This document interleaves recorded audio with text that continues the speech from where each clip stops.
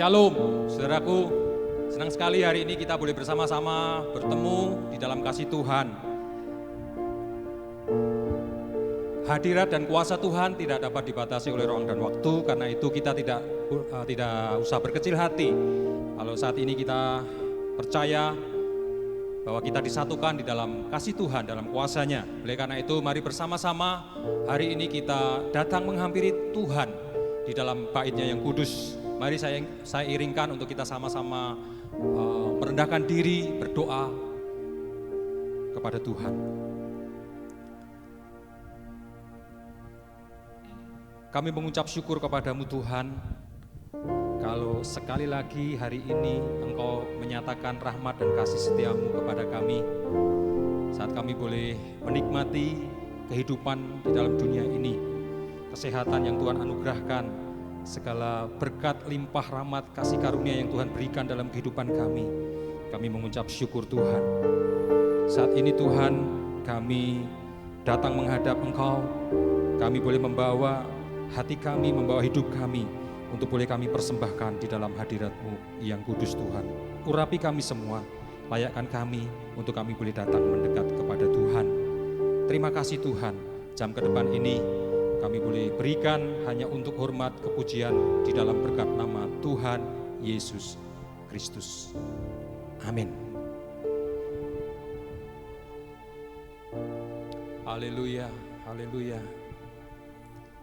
Mari Bapak Ibu Saudara, kita persembahkan rasa hormat kita, kekaguman kita hanya kepada Dia. Karena hanya Dialah yang layak untuk menerima semuanya itu. Bapa kita yang sungguh baik, Dia layak menerima semuanya.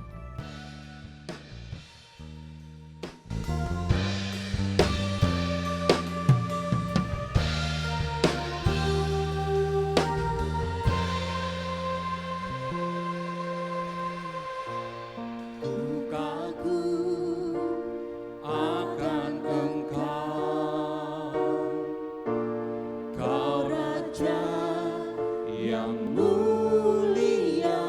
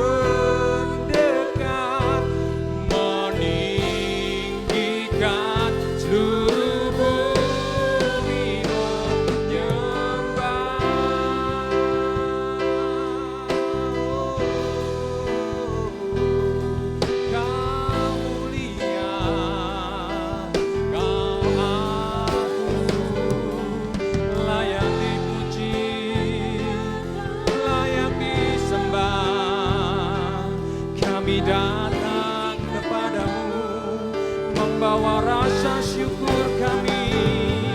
Inilah kami, inilah kehidupan kami di hadapan-Mu Bapa. Saat kami tersungguh kepadamu, menyembah-Mu Tuhan, memuja-Mu Tuhan, tinggikan diri-Mu, karena Engkau Allah yang mulia. Haleluya, haleluya.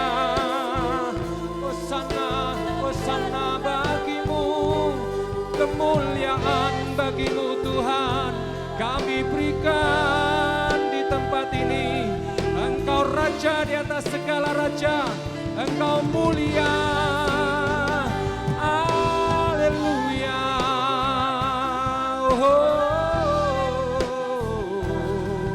Glory, glory, glory. Hosana, hosana, hosana. Haleluya, haleluya. Bagi anak domba yang duduk di tahta,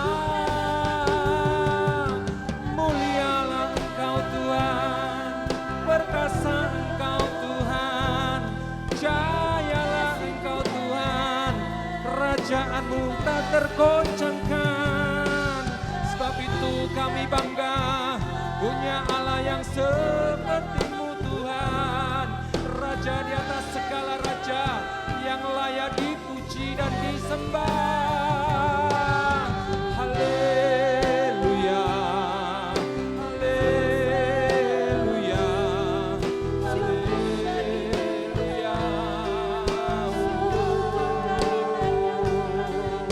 Ya rala bala bala bala bala bala ya rala maya shikara lama lama. Kira la bala bala ya rapata kara lama ya shikara lama lama. Shagara takara lama ya rala maya sande.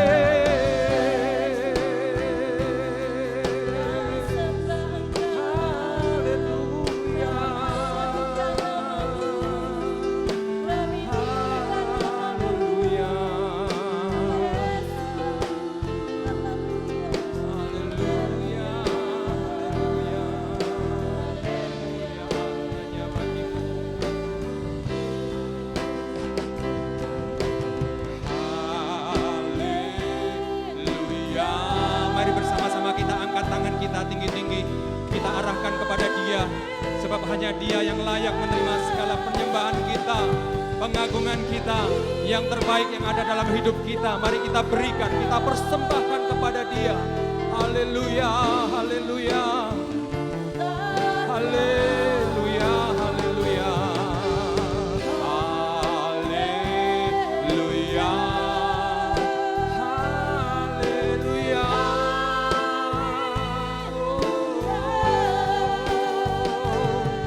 Bagi anak domba berkuasa selamanya.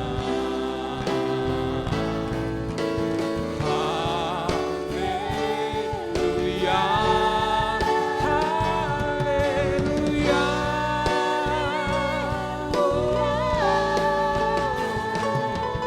Bagi anak domba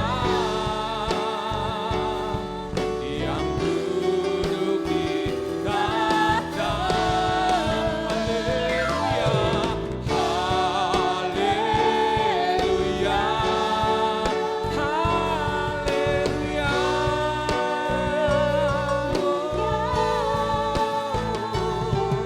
Bagi anak domba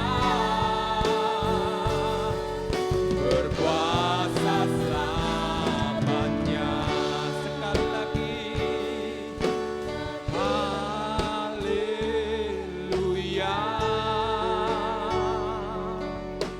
haleluya. Bagi anak domba, Engkau layak dipuji dan disembah Tuhan. duduk di Allah yang berkuasa, Allah yang bertahta dan bersemayam di dalam kemuliaan-Nya.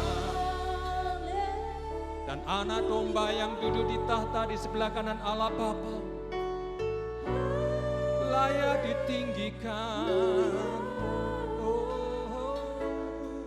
Bagi anak domba berkuasa selamanya. Bagi anak domba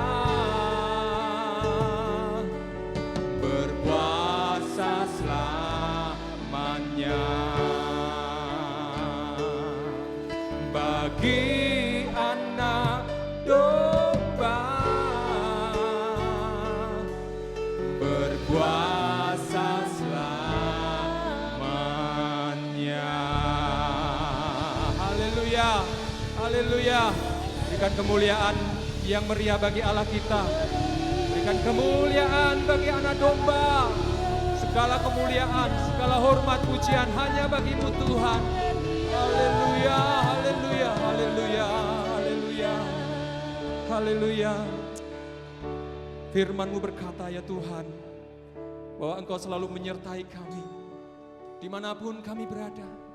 Bahkan di saat kami ada di dalam lembah kekelaman sekalipun, di situ Engkau ada Tuhan. Engkau selalu menopang kami Bapa. Oleh karena itu kami mau percaya kepada setiap perkataan-perkataan-Mu Bapa, kepada setiap firman-Mu Bapa, karena sesungguhnya firman-Mu lah yang menjadi kekuatan kami Bapa di dalam kami menjalani kehidupan di dalam dunia ini Tuhan. Terima kasih Tuhan, terima kasih. Berkaryalah Engkau Tuhan di tempat ini. Berfirmanlah Engkau bagi setiap kami ya Bapa. Tumbuhkanlah benih firman-Mu itu dalam setiap ladang hati kami Bapa, supaya dapat mengeluarkan buah-buah yang indah, yang manis di hadapan Engkau Bapa. Terima kasih Tuhan, terima kasih. Firman-Mu berkata Kau besertaku, maka kuat roh dan jiwaku. Tangan-Mu Tuhan selalu nantikan. Di setiap langkah ku percaya, firman-Mu berkata Kau besertaku. Amin. Maka kuat roh dan jiwaku. Tangan-Mu Tuhan selalu ku nantikan. Di setiap langkah ku percaya, dengan sayap-Mu ku akan terbang tinggi. Di tengah badai hidup ku tak menyerah. Kau kekuatan dan perlindungan bagiku, pertolonganku di tempat maha tinggi. Ku mengangkat tanganku, aku berserah. Kau ku nantikan, Kau yang ku sembah, Yesusku. Dengan sayap-Mu ku akan terbang tinggi. Di tengah badai hidup ku tak menyerah.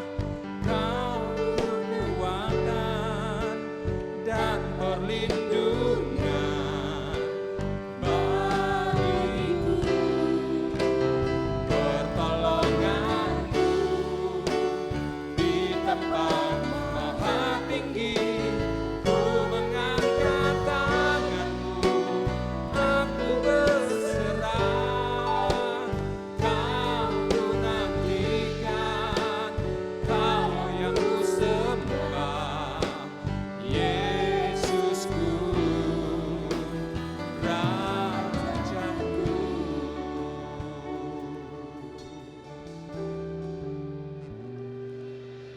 Mari sekali lagi kita datang kepada Tuhan dalam doa. Bapa di surga, urapi firman-Mu dengan kuasa-Mu, sehingga menjadi berkat, kemajuan, dan kesempurnaan bagi kami dalam menyembah dan melayani Tuhan. Dalam nama Tuhan Yesus Kristus kami berdoa. Haleluya, amin. Amin. Silahkan duduk kembali, Bapak Ibu yang di rumah mengikuti secara online, dan juga teman-teman tim pelayanan, silahkan duduk kembali. Hari ini kita beribadah, Shalom, puji Tuhan. Nah, mari di pokok bahasan hari ini juga masih dalam rangka menghadapi situasi khusus di mana kita menghadapi musuh yang tidak dapat dilihat dengan mata telanjang, saudara. Nah, oleh karena itu temanya mempersiapkan kemenangan, dan judul renungan atau khotbah hari ini adalah terhubung yang berkesinambungan. Mungkin agak aneh kalimatnya, tapi mari kita pahami, terhubung yang berkesinambungan. Nah, harapan saya, saudara-saudara, harapan kita semua, kita masih ingat bahwa memang umat beriman itu senantiasa ada dalam situasi pertempuran, situasi peperangan, yaitu siapakah musuh rohani dari setiap umat beriman. Yang pertama adalah daging dulu, yang pertama adalah daging, kedagingan kita sendiri, saudara, malahan. Yang banyak itu seperti itu ya. Lalu yang kedua adalah roh jahat atau iblis. Nah, untuk mempersiapkan kemenangan itu, maka Tuhan menyatakan melalui firman-Nya yang tertera di surat Efesus pasal yang terakhir, ya, pasal yang ke-6, bagian-bagian akhir itu telah kita pahami di sana. Sebagiannya telah kita pahami, yaitu perlengkapan senjata rohani, perlengkapan senjata perang. Nah, saya ingin membaca ayat 14 sampai 20 dari Efesus pasal 6. Saya baca dengan cepat, saudara-saudara bisa mengikutinya. Efesus pasal yang ke-6 ayat 14 sampai 20, ini bagian dari perlengkapan senjata perang rohani. Ayat 14 mulai. Jadi berdirilah tegap, berikat pinggangkan kebenaran dan berbaju zirahkan keadilan, kakimu berkasutkan kerelaan untuk memberitakan Injil damai sejahtera. Dalam segala keadaan pergunakanlah perisai iman, sebab dengan perisai itu kamu akan dapat memadamkan semua panah api dari si jahat. Dan terimalah ketopong keselamatan dan pedang roh, yaitu firman Allah, dalam segala doa dan permohonan. Berdoalah setiap waktu di dalam roh, dan berjaga-jagalah di dalam doamu itu dengan permohonan yang tak putus-putusnya untuk segala orang kudus, juga untuk aku, supaya kepadaku jika aku membuka mulutku dikaruniakan perkataan yang benar, agar dengan keberanian aku memberitakan rahasia Injil yang kulayani sebagai utusan yang dipenjarakan. Berdoalah supaya dengan keberanian aku menyatakannya sebagaimana seharusnya aku berbicara. Nah, sampai di situ pembacaan saya. Saudara-saudara sekalian, ada 7 macam senjata rohani, dan yang terakhir hari ini akan kita renungkan bersama. Saudara-saudara, kalau membaca mulai ayat 18 sampai 20, maka yang sudah kita baca tadi ada kata doa. Berdoalah, doa, diulang-ulang sampai 4 kali, saudara, ya. Nah, doa pada prinsipnya adalah hubungan dengan Tuhan. Inilah yang akan menjadi pokok bahasan kali ini, yaitu adanya komunikasi prajurit yang sedang berperang dengan komandannya, dengan panglimanya yang ada di markas besarnya. Jadi pokok bahasan mengenai doa sebenarnya merupakan pengulangan, saudara. Tetapi untuk hal yang penting ini tidak segan-segan saya mengulanginya untuk menyegarkan ingatan kembali kita kepada doa. Dan ternyata ini adalah salah satu dari perlengkapan rohani atau dimasukkan dalam hitungan senjata, perlengkapan senjata untuk berperang dalam peperangan rohani. Nah juga saya mengingatkan bahwa dalam situasi khusus ini saudara, bahwa peperangan kita melawan roh jahat itu, aktualisasi dari perlawanan atau permusuhan dari roh jahat itu banyak berupa penyakit juga saudara. Nah oleh karena itu tepat kalau perlengkapan senjata rohani ini juga kita siapkan, kita gunakan, kita pakai di dalam kita menghadapi segala situasi. Nah bagian pertama saya beri judul arti penting terhubung. Karena tadi judulnya kan terhubung yang berkesinambungan. Berkesinambungan itu terus menerus. Nah kata terhubung itu terkoneksi seperti itu. Nah bagian pertama arti penting terhubung.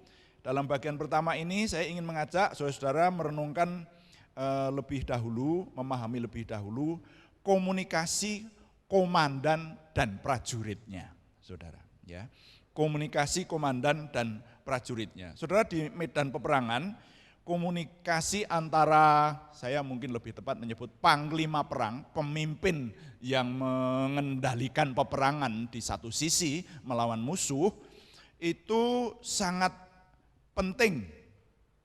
Panglima itu harus ada komunikasi dengan semua prajuritnya yang terbagi di dalam batalion, kemudian kompi-kompi dan regu dan seterusnya. Ya, masing-masing ada komandannya. Nah, maka komunikasi itu sangat penting. Itulah sebabnya strategi komunikasi harus mantap. Pada zaman dahulu, kalau saudara masih ingat, di banyak kisah sejarah dan juga sudah difilmkan dalam film-film perang, maka antara pemimpin perang atau ya kalau zaman dulu sebelum ada alat-alat komunikasi, bahkan panglima perang itu ada di tengah-tengah para prajuritnya, nah, naik kuda dan seterusnya itu ya, itu film-film kolosal semacam itu.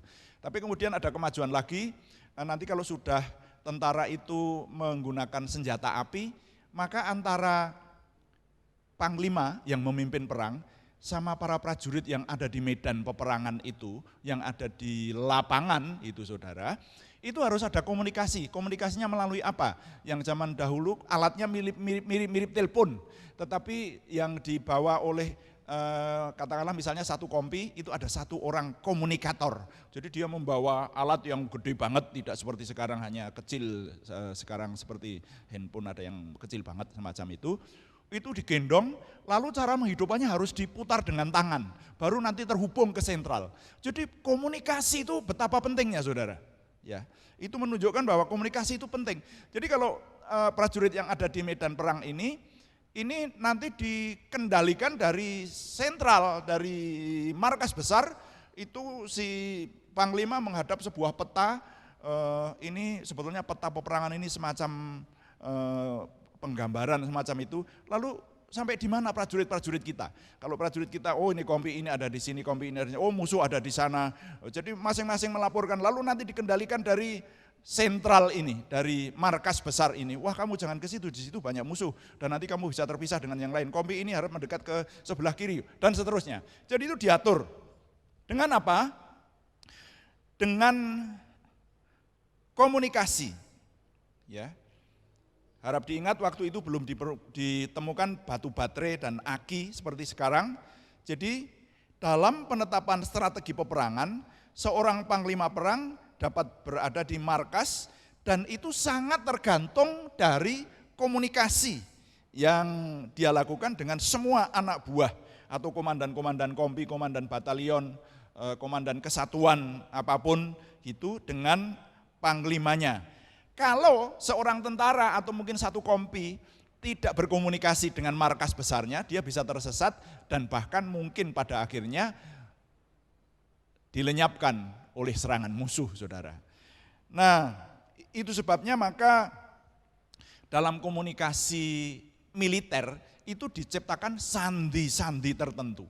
Tujuannya apa? Supaya tidak dapat dideteksi oleh musuh. Nah, sampai di sini saudara, saya berharap saudara menyadari arti penting komunikasi dalam peperangan. Ya, Jadi komunikasi itu penting. Kalau boleh, walaupun saudara-saudara di rumah saya tidak mendengar, yuk kita ucapkan bersama-sama. Dalam peperangan komunikasi itu penting. Dalam peperangan komunikasi itu penting. Ucapkan bersama-sama supaya kita ingat ya. 1, 2, 3. Dalam peperangan komunikasi itu penting, saudara. Nah, tambahan lagi zaman sekarang, saudara. Zaman sekarang ini komunikasi begitu pentingnya. Abad ini disebut abad komunikasi. Ya, komunikasi semakin terasa dapat menentukan untung rugi, lancar atau tersendatnya sesuatu, sakit sehat, bahkan dalam kasus tertentu menentukan hidup atau mati. Itu komunikasi, saudara. Ya, saya tidak akan menceritakan, tetapi saudara bisa memahami betapa pentingnya komunikasi untuk zaman sekarang ini. Nah, sekarang masih di bagian pertama, arti penting terhubung, ya, maksud saya terhubung dengan markas besar tadi. Nah, sekarang poin yang berikutnya dari bagian pertama ini, keterhubungan dalam peperangan dimensi roh. Ya, salah ketik nih, dimensi maksudnya gitu. Keterhubungan dalam peperangan dimensi roh. Kalau tadi yang saya ceritakan adalah peperangan di jasmania yang kelihatan. Nah, sekarang kalau dimensi rohani, keterhubungan itu maksudnya apa? Ya, komunikasi itu bagaimana?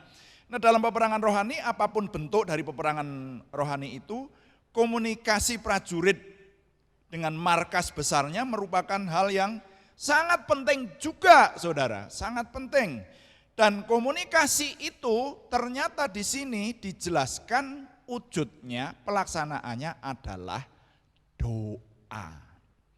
Jadi disebut apapun mungkin yang dulu mirip dengan telepon, kalau sekarang mungkin handy talkie atau handphone atau apapun alatnya, alat dalam rohani ternyata adalah doa. Makanya jenis senjata yang ketujuh atau yang terakhir di surat Efesus pasal 6 ini yang sudah kita pelajari mulai beberapa renungan di minggu-minggu yang lalu, itu senjatanya adalah alat komunikasi dan keterhubungan yang penting itu dengan markas besar. Nah, Tuhan yang merupakan Panglima Besar Agung, saya menyebut Panglima Besar Agung, berada di surga yang merupakan markas besar peperangan rohani. Tuhan sudah memperlengkapi para prajuritnya dengan kemampuan untuk berkomunikasi dengan cara berdoa, saudara. Nah, Tuhan mengaruniakan kepada kita Roh Kudus dengan karya Tuhan Yesus di kayu salib, naik ke mati bangkit kembali dan naik ke surga, lalu mengirim Roh Kudus.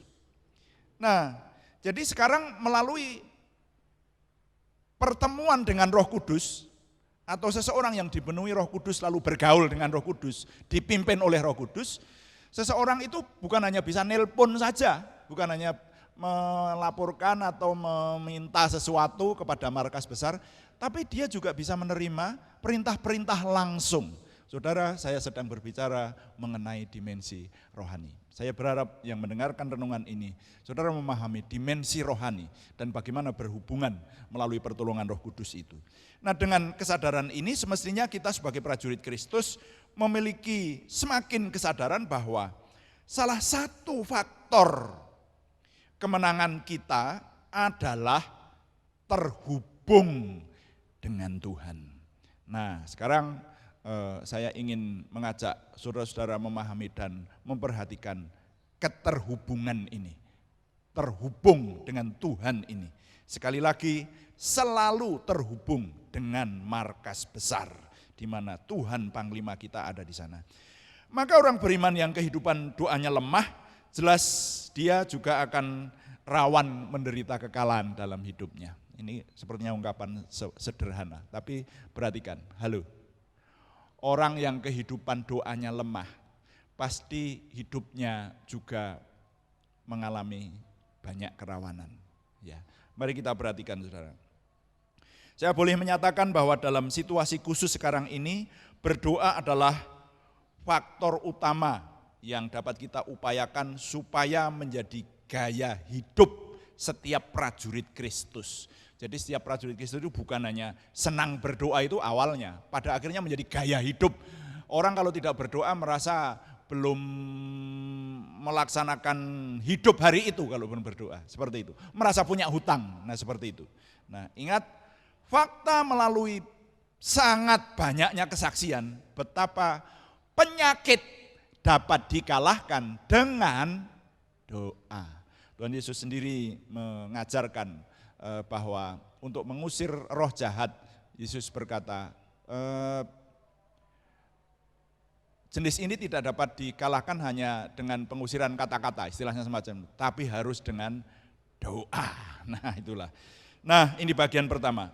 Lanjut sekarang mari kita melihat bagian yang kedua dalam pokok bahasan mengenai terhubung yang berkesinambungan.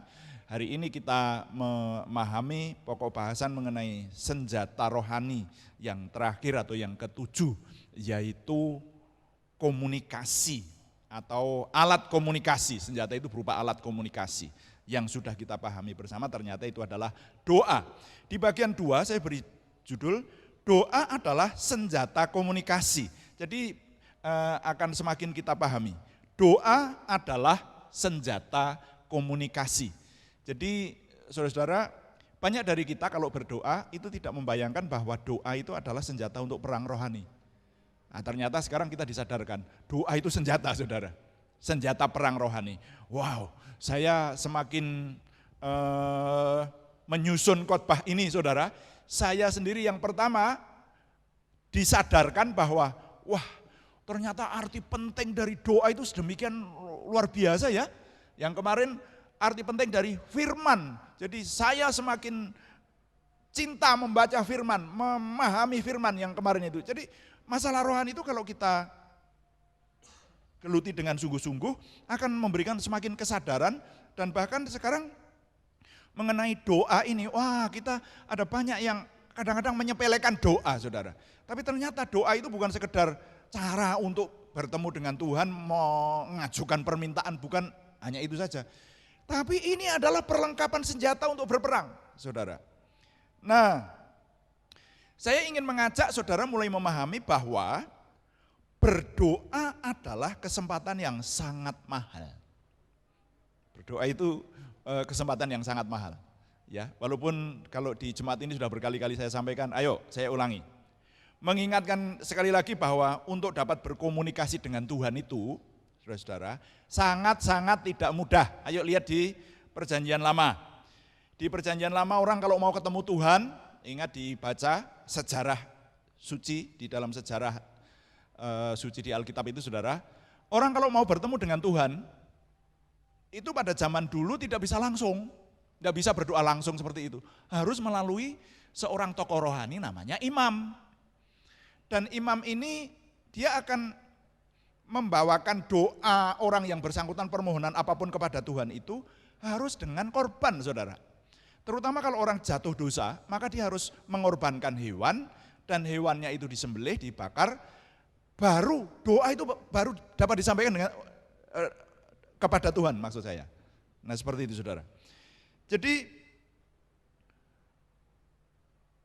umat harus ditolong oleh orang lain namanya imam, dan itu pun imam tertentu, imam maksud saya imam dengan level tertentu baru bisa sampai di pelataran dalam, paling-paling begitu. Saudara masih mengingat bait suci untuk ketemu dengan Tuhan zaman Perjanjian Lama, Tuhan berdiam di ruang Maha Kudus, hadir di sana setahun sekali pada hari raya pendamaian.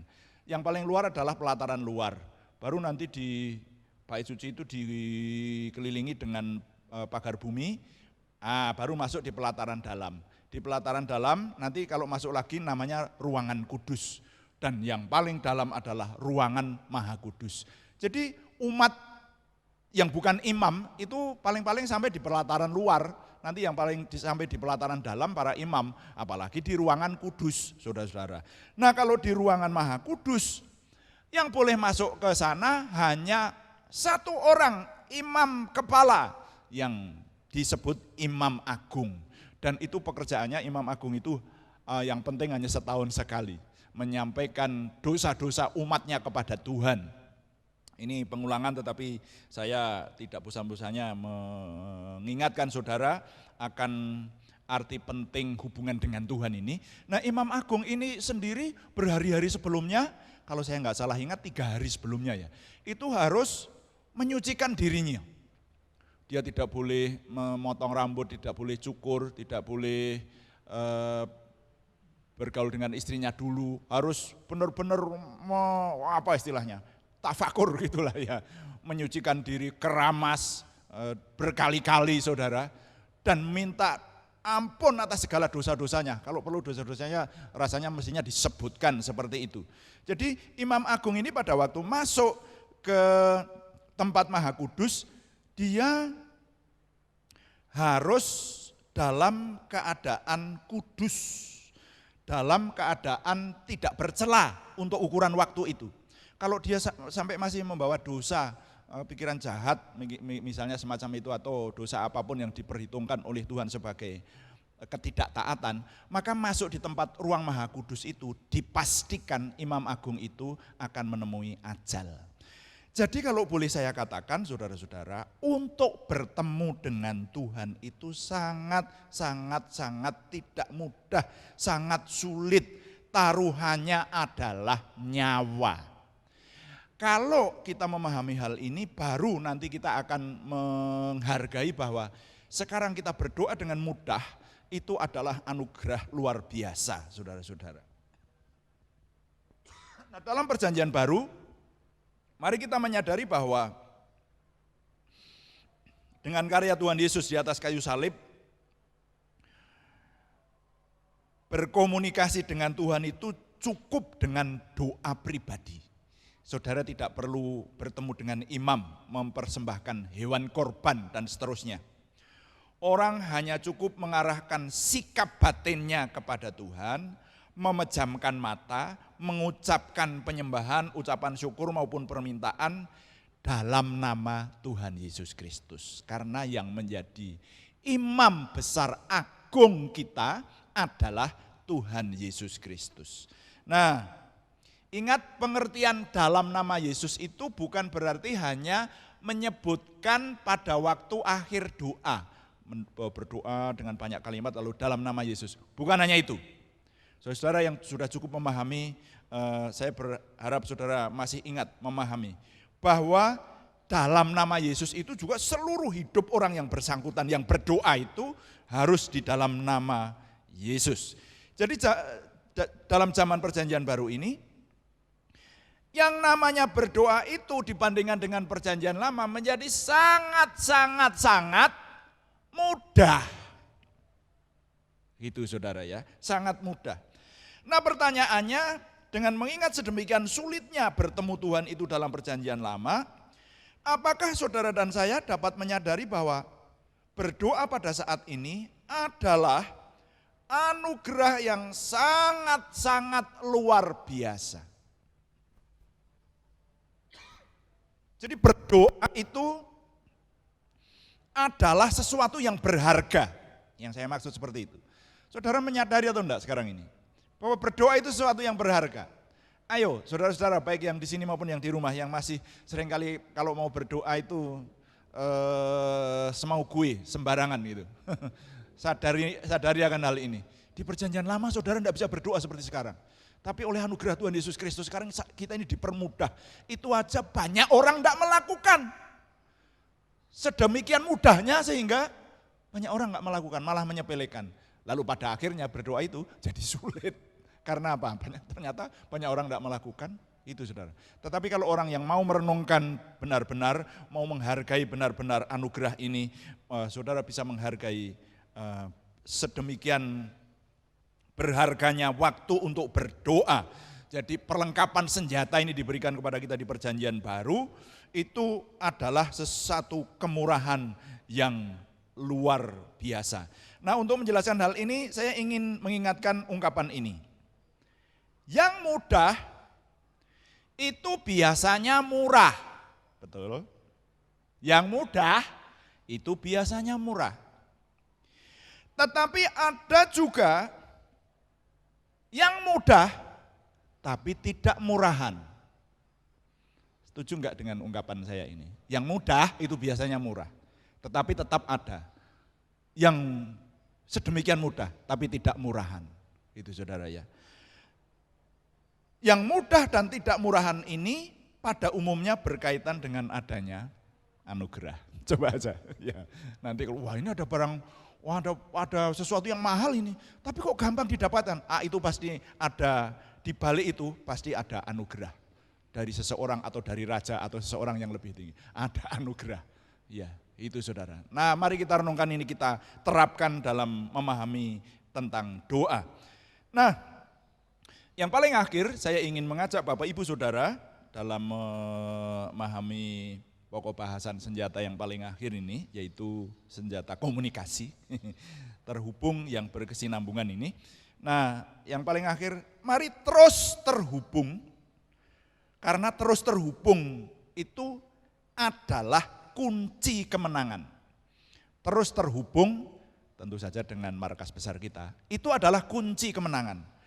Pada bagian akhir pokok bahasan ini, mari kita ingat kembali kronologi sampai pada bagian ini. Saya menyampaikan tadi yang sudah saya jelaskan di atas tadi adalah salah satu hal utama bagi seorang prajurit untuk menang perang adalah selalu terhubung dengan markas besar, ya tadi ya.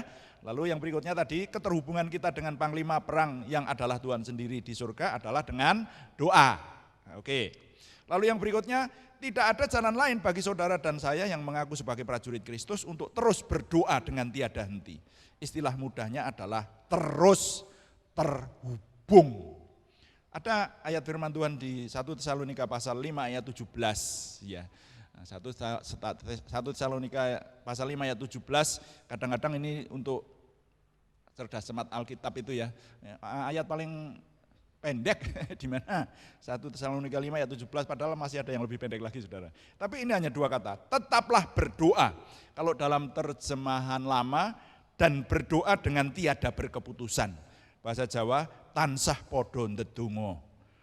Bahasa Inggris, pray without ceasing. Berdoalah dengan tiada henti. Jadi berdoa terus, terhubung terus, itu diperintahkan oleh firman Tuhan. Lebih konkret lagi, mari bertanya kepada diri kita masing-masing, diri saudara masing-masing, bagaimana kehidupan doa kita, bagaimana kehidupan doa saudara. Ya, ingat, berdoa itu bukan hanya pada saat bangun tidur, mau tidur, dan setiap mau makan saudara, itu dihitung 5 kali kira-kira sehari. Nah justru doa yang penting adalah pada saat waktu khusus dalam doa pribadi. Doa makan itu kalau bagi saya ya penting, semuanya penting. Tapi ada yang lebih penting, itu dalam doa pribadi. Karena di situ saudara bisa menyampaikan segala sesuatu kepada Tuhan dan nanti saudara uji bagaimana Tuhan memberi. Nah, sudahkah saudara memiliki jam doa pribadi dalam setiap harinya? Halo, saudara yang belum, sudahkah saudara memiliki jam pribadi dalam doa pribadi setiap hari saudara? Bagi saudara yang sudah menetapkan doa pribadi dalam hidup saudara, mari bertanya, apakah sampai hari ini masih tetap tekun melakukannya? Dulu sering ada orang berkata, aku sudah itu dulu, tapi dulu saudara, sekarang enggak. Ya, nah mari diingat kembali. Jika jawabannya adalah negatif, sekaranglah waktunya untuk bertobat dan melakukan doa yang merupakan sarana untuk terhubung dengan markas besar kita, yaitu kerajaan surga di mana Tuhan bertahta. Sekarang waktunya untuk aktif kembali bagi yang telah lama kendur. Mari kembali bergairah berdoa, dan doa kita bukan hanya hangat-hangat kotoran ayam saudara. Orang sering berkata, ya kalau baru mendengarkan khotbah soal doa, waduh berdoanya jadi rajin sekali, tapi nanti beberapa hari, bulan atau beberapa tahun kemudian kendor. Jangan, ayo kita jaga terus, jangan hanya hangat-hangat kotoran ayam, tetapi jaga supaya terus berkesinambungan. Berkesinambungan itu artinya sambung terus, terus menerus dalam seluruh hidup kita. Jadi menjaga agar kita terus berkesinambungan dalam terhubung dengan Tuhan adalah salah satunya hal penting untuk meraih kemenangan dalam peperangan. Sebagai kata penutup, terus berdoa untuk terhubung dengan Tuhan secara berkesinambungan dan raih kemenangan. Kata penutupnya, ingat, ayo terus berdoa untuk terhubung dengan Tuhan secara berkesinambungan dan raih kemenangan. Terus berdoa untuk terhubung dengan Tuhan secara berkesinambungan dan raih kemenangan. Tuhan dipuji. Amin. Mari kita berdoa. Mari kita masuki saat teduh. Ayo kita renungkan, saudara, serius saya mengajak saudara untuk berdiam diri dulu, mengarahkan sikap batin kita kepada Tuhan. Ingat firman Tuhan hari ini, apa yang Tuhan katakan kepada kita. Kalau firman ini menegur, ya sudah, kita harus dengan rendah hati menerima teguran Tuhan. Minta maaf kalau melalui mulut saya, dan mungkin teguran itu kadang-kadang didengarkan risih saudara. Tetapi harap Anda ketahuilah bahwa saya menyampaikan firman Tuhan ini dengan sungguh-sungguh untuk kemuliaan Tuhan dan untuk kebangunan hidup saudara. Semua yang mendengar, kapanpun suara dan gambar ini bisa dilihat. Saudara-saudara, mari merenungkan firman Tuhan ini. Ternyata doa itu bukan sekedar alat komunikasi dengan Tuhan, dia adalah senjata, perlengkapan untuk meraih kemenangan dalam peperangan rohani. Wow, betapa kalau kita berdoa, kita memiliki kesempatan berdoa hari ini, harusnya ini satu kebanggaan. Karena untuk bertemu dengan Tuhan itu sesuatu yang tidak mudah, tetapi sekarang dipermudah oleh karya Tuhan Yesus Kristus. Yang harus kita lakukan sekarang adalah menghidupi dan melakukannya untuk meraih kemenangan. Haleluya, haleluya.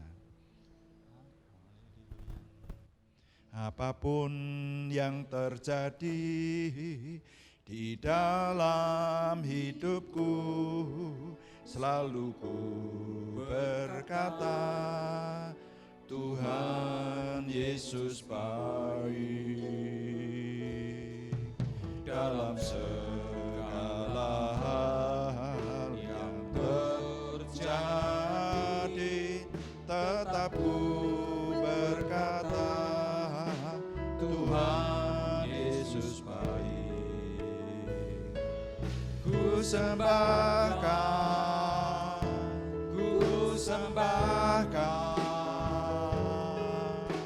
tak dapat ku membalas kasih-Mu. Ku sembahkan Bapa.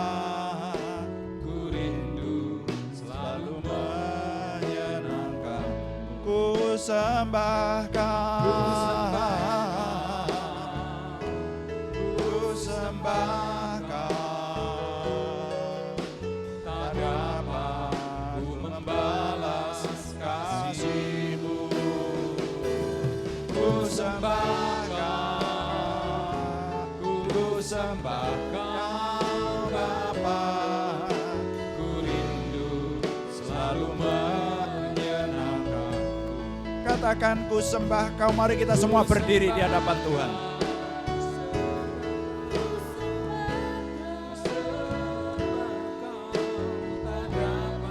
Baik yang di tempat ini maupun yang ada di rumah, mari kita berdiri di hadapan Tuhan. Ku sembah Kau Bapa, ku rindu selalu menyenangkan. Katakan ku rindu selalu menyenangkan. Katakan ku rindu sembah Dia, ku rindu selalu menyenangkan-Mu. Kami menyembah Engkau Bapa, kami mempersembahkan kurban syukur, yaitu ucapan bibir yang memuliakan nama-Mu Tuhan.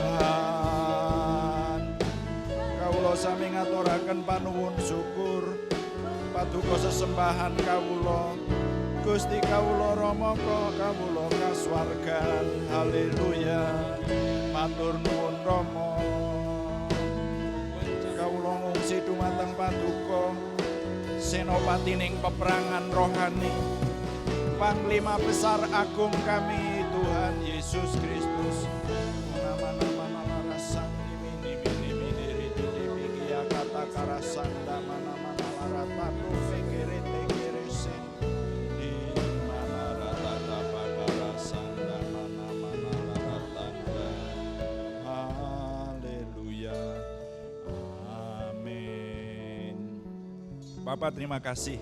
Hari ini kami Tuhan sadarkan akan hal yang luar biasa lagi. Tuhan ampuni kami kalau seringkali kami menyepelekan berdoa. Seringkali kami menganggap remeh berdoa itu hanya sekedar bertemu dengan Engkau. Bahkan kami tidak merasakan apa-apa. Oh ampuni kami. Tapi mulai sekarang Tuhan taruh kuasa-Mu untuk memberikan kepada kami kemampuan. Oleh pertolongan Roh Kudus kami merasakan bahwa berdoa adalah kesempatan yang sangat berharga Tuhan berikan kepada kami melalui karya Tuhan Yesus Kristus. Kami langsung dapat datang kepada Tuhan melalui imam besar agung kami. Sehingga kami dapat bertemu dan terhubung dengan Tuhan. Dan kami semakin menyadari hari ini bahwa terhubung dengan Tuhan adalah senjata untuk menang di dalam peperangan rohani. Baik mengalahkan kedagingan kami yang seharusnya kami tundukkan, dan peperangan melawan roh jahat termasuk roh-roh penyakit. Karena itu Bapa di surga, beri kami kemampuan, kesadaran ini semakin lagi sehingga kami mampu menghidupi, menggunakan senjata rohani yang berupa keterhubungan dengan Tuhan ini terus menerus secara berkesinambungan untuk meraih kemenangan. Juga dalam situasi khusus sekarang ini, kami mohon Tuhan memberikan kesadaran kepada kami, membuka hal-hal yang baru kepada kami kembali, sehingga perlengkapan senjata rohani dengan lengkap dapat kami gunakan untuk meraih kemenangan bagi kemuliaan nama Tuhan. Terima kasih Bapa, anak-Mu ini berhenti berbicara, tetapi kami mohon Roh Kudus terus berbicara menolong kami. Firman-Mu semakin berbuah dan kami semakin menikmati kemenangan itu. Dalam nama Tuhan Yesus Kristus kami sudah berdoa. Haleluya. Amin. Masih tetap berdiri saudara, yang di rumah juga masih tetap berdiri. Haleluya.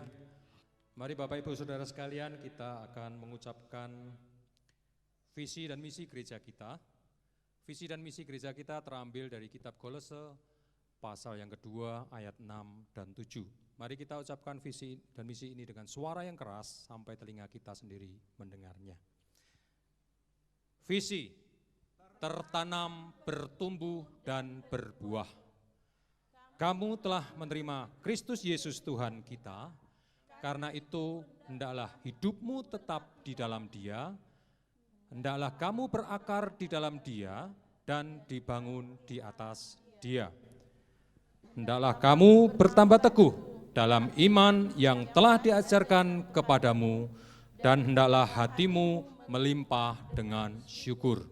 Misi, menjadi murid Tuhan Yesus Kristus yang dinamis, bertumbuh dalam iman, meraih berkat rohani dan jasmani, untuk menjadi berkat keselamatan bagi lingkungan, kota, bangsa, negara, dan seluruh dunia. Masih tetap berdiri, mari kita mempersembahkan persembahan kita dalam doa dan juga menaikkan doa syafaat dan mengakhiri ibadah kita hari ini. Kita berdoa. Bapa di surga, kami menyadari bahwa persembahan adalah bagian dari ibadah kami. Karena itu kami sungguh menyampaikan terima kasih Tuhan, bahkan di tengah situasi khusus semacam sekarang ini pun kami Tuhan beri kesempatan untuk mempersembahkan persembahan kami. Terima ibadah kami ini Tuhan, terima persembahan kami, kuduskan dan berkati, sehingga persembahan ini menjadikan nama Tuhan dimuliakan melalui jemaat Tuhan di tempat ini. Bahkan kami yang jauh, yang dekat pun kami dapat mempersembahkan untuk kemuliaan nama Tuhan. Karena itu berkati persembahan ini dan berikan kepada kami kemampuan untuk mempersembahkan lebih lagi. Karena kami tahu kalau kami mempersembahkan lebih berbobot, lebih banyak, berarti kami sudah diberkati lebih dahulu untuk menjadi saluran berkat bagi kemuliaan nama Tuhan dan bahkan bagi orang-orang di sekeliling kami. Terima kasih Tuhan memberkati hamba-Mu yang Tuhan percaya untuk mengelola persembahan ini terus dalam kekudusan, ketertiban, dan kebaikan Tuhan, sehingga Tuhan semakin dimuliakan dan kerajaan Tuhan semakin dilebarkan. Terima kasih, dalam nama Tuhan Yesus kami mempersembahkan persembahan ini. Kami juga sekarang berdoa syafaat untuk bangsa dan negara kami. Terus kami berdoa mohon Tuhan memberkati sehingga dapat keluar dari situasi yang tidak baik, tetapi Tuhan memberikan kepada kami kelepasan, pemulihan, dan bahkan kemajuan untuk seluruh bangsa dan negara kami. Terima kasih Tuhan memberkati pemerintahan kami, bahkan sampai di mana kami tinggal di tempat ini di Kota Purwodadi, Kabupaten Gerobokan, dan bahkan juga di tempat kami masing-masing yang mengikuti ibadah ini, di kota kami, dimanapun kami berada, Tuhan memberkati, di tempat tinggal kami, Tuhan memberikan damai sejahtera Tuhan. Terima kasih Bapak, kami berdoa syafaat untuk jemaat Tuhan, dimanapun berada sekarang ini, mohon yang sakit, Tuhan menjamahkan tangan-Mu memberikan kesembuhan. Yang ada rencana mau operasi, Tuhan memberkati dapat terlaksana dengan lancar. Yang susah Tuhan hiburkan, yang dalam tekanan Tuhan berikan kelepasan dan jalan keluar.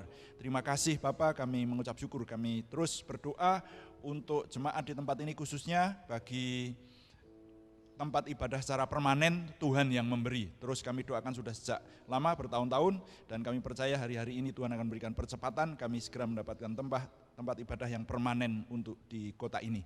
Terima kasih Tuhan, kami juga berdoa untuk semua yang ulang tahun dalam minggu-minggu ini. Tuhan berikan umur panjang, rezeki yang lancar, dan iman yang semakin teguh. Terima kasih Bapa di surga, kami menyerahkan khususnya, mohon Tuhan segera memberkati kami dapat beribadah dengan lebih meningkat lagi, dengan situasi yang lebih nyaman lagi. Tuhan berikan kami dapat mengadakan ibadah berkumpul bersama-sama dengan lebih besar umat-Mu. Tuhan tambahkan orang yang diselamatkan ke dalam tubuh Kristus di tempat ini. Terima kasih Tuhan, Tuhan berikan kemampuan kepada kami untuk memberitakan Injil, memberitakan kabar kesukaan damai sejahtera dari Tuhan Yesus Kristus.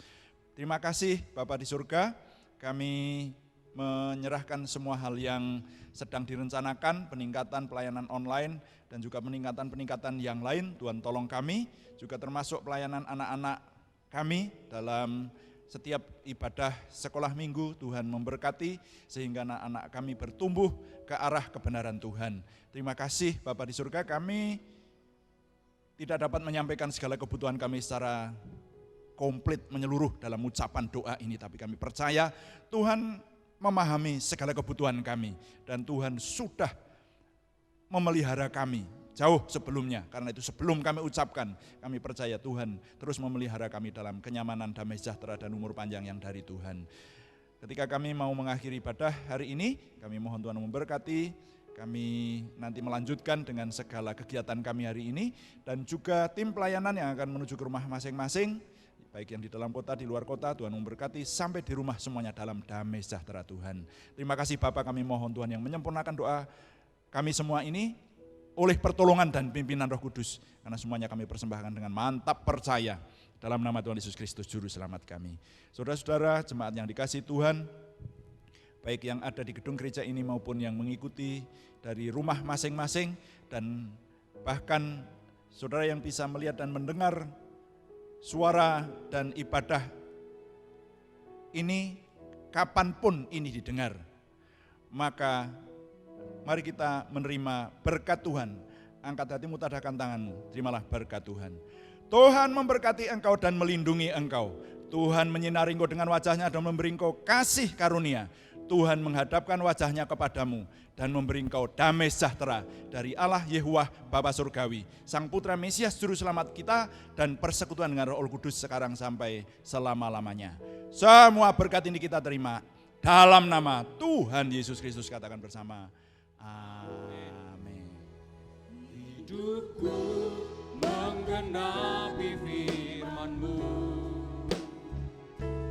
tanda mujizat tersaing tiap langkahku.